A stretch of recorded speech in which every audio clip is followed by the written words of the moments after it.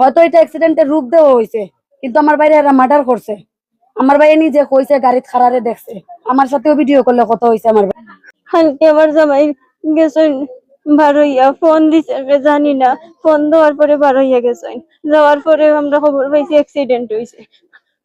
তারা অ্যাক্সিডেন্ট করাইয়া মারছে আমার জামাইরে, অন্যায় ভাবে মারছে, হত্যা করছে।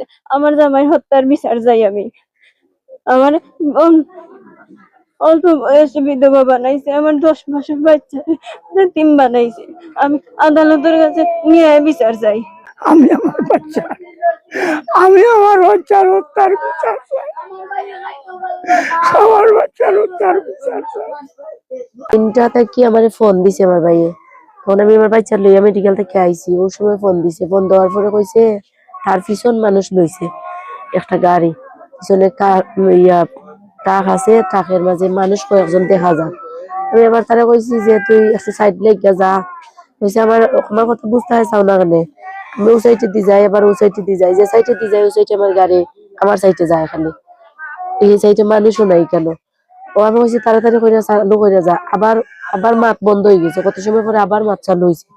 তো আবার কইছে ওই তুই কথা কস না কেন? কইছে আমার পিছনে মানুষ। আমি কইছি তুই সাইডে যা, সাইডে যাইয়া মানুষ কোন দেখছে এবা খারা। ও পরে কইছে গেছে এক সাইডে দিয়ে গেছে, কইছে কল্লা ঘুরাইয়া মনে হয় দেখছে। তারপরে যে সময় এই কথা কইছে, কোয়ার পরে আমি কইছি তুই তাড়াতাড়ি করে গাড়ি সামনে দিয়ে চালাইয়া যা। সমস্যা হয়েছে আমরা এই কারণের মাঝে জায়গা সংক্রান্ত লইয়া বেজাল ঝামেলা। আমরা প্রত্যেকটা 10টা 12টা 17টা 18টা রায় পাইছি, কিন্তু তারা কোনো কিছু পাইছে না। তারা জোর জবরদস্তি খাইছে। এখন তারা এদিক দিয়া কাগজের দিক দিয়া কিছু না করতে পাইরা তারা টাকা পয়সা দিয়ে শক্তির মাধ্যমে। তারপরে আমরা বাড়িতে ইনকোয়ারি আইছে, গড় জ্বালানির মামলা ইনকোয়ারি আইছে। তারা সব মানুষ নামাই দিলাইছে, এলাকার প্রত্যেকটা মানুষ, কোনো মানুষের সাক্ষী দিছে না। আমরা টাকা পয়সার জোর নাই দেখিয়া আমরা কোনো সাক্ষী পাই না।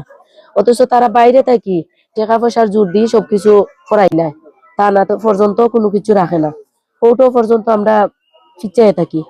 আমরা এই জায়গা যতটা আমরা রায় আছে, আমরা 17টা 18টা রায় আছে।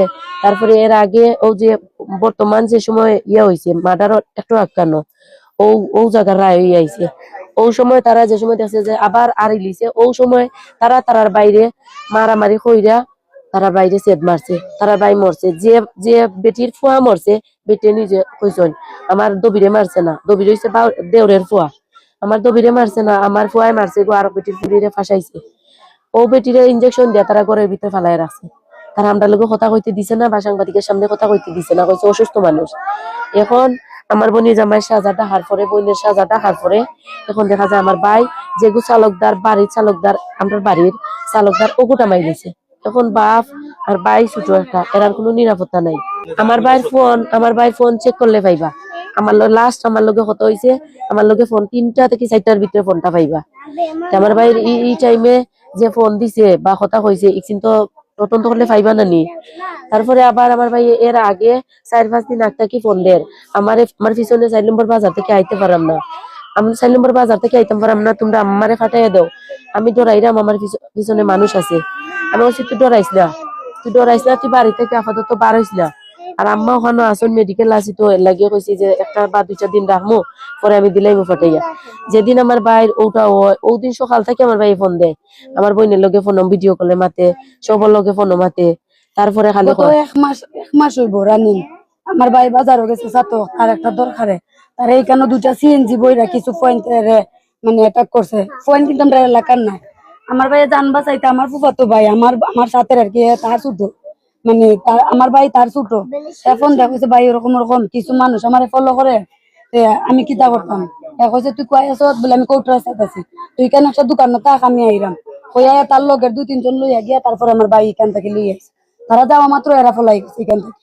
অনুমান আছে সব সময় প্রতিদিন সন্ধ্যায় আমার ভাই আইয়াই করবো।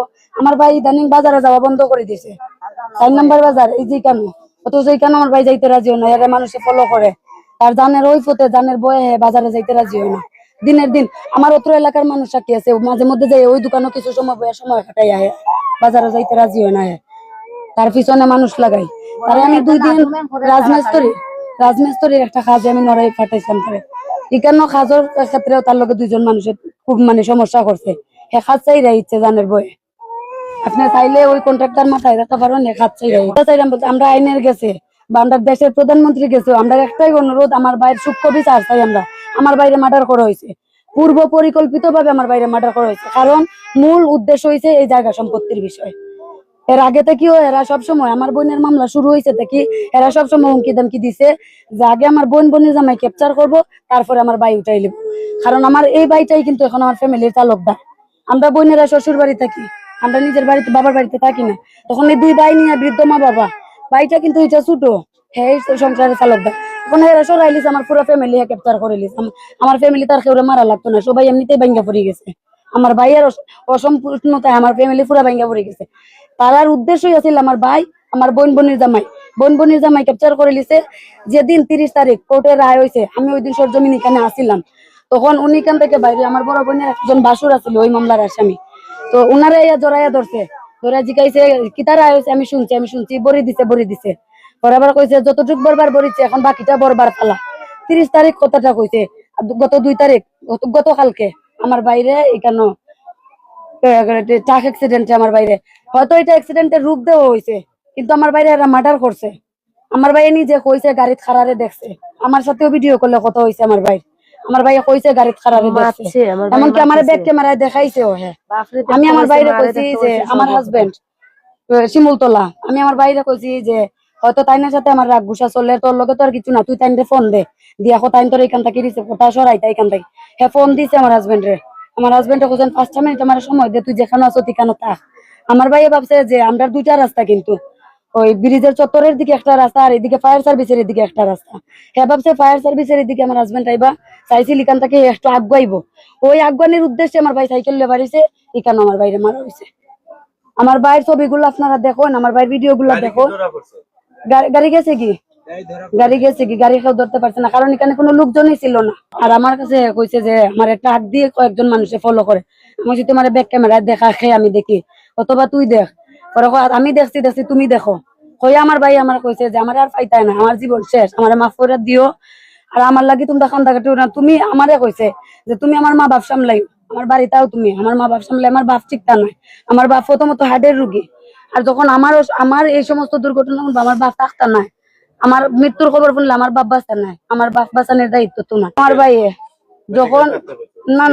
যখন তার ট্রাকটায় ফলো করে ওই সময় আমার ফোন দেয়া কইছে আমি আবার তারা কইছি আমরা দুই বোনের সাথে কথা হইছে আমরা একই বাসাতে ছিলাম এখন আমার সর্বশেষ কথা হইলো আইনের কাছে দেশের জনগণের কাছে এবং এমনকি দেশের মানে প্রধানমন্ত্রীর কাছে আমার বিনীত অনুরোধ আমার ভাইয়ের সূক্ষ্ম বিচার আমরা চাই আমরা জানি এটা মার্ডার করা হয়েছে আমার ভাইয়ের একটা 10 মাসের বাচ্চা আছে একটা ওয়াইফ এখনো হয়তো বা তার 22-23 বছরও হয়েছে না এই বয়সে যদি বিধবার নাম লাগে তার বাকি জীবনটা কাটবো কিভাবে তার সন্তান নিয়ে তার জীবনটা কাটবো তার সন্তানরে কি বললে মানে করবো তার সন্তানের যদি তার বাবা চায় এখনো তো বাচ্চাটা ছোট যার কারণে আমি আমার ভাইয়ের সূক্ষ্ম বিচার চাই বাবা আমি বৃদ্ধ মানুষ আমি ছেলের সুখে একটু আমি হার্টের রুগী আর তো আমার শ্বাসকষ্ট আমি ছেলের সুখে আমার ভিতরে বেইন আমার কিচ্ছু নাই আমি সব হারাই দিছি আমার ছেলের পিছনে